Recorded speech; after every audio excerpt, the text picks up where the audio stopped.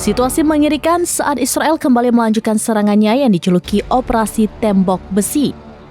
Lebih dari 100 bangunan di Jenin tepi barat hancur diserang pasukan Israel pada Minggu 2 Februari 2025. English.almayadan.net melaporkan sekitar 20 bangunan di bagian timur kamp dipasangi bahan peledak. Tidak berlangsung lama, diledakkan secara bersamaan. Direktur Rumah Sakit Pemerintah Jenin, Dr. Wissam Bakar mengatakan sejumlah rumah sakit mengalami kerusakan akibat ledakan. Beruntungnya, di kawasan rumah sakit tidak ada korban luka.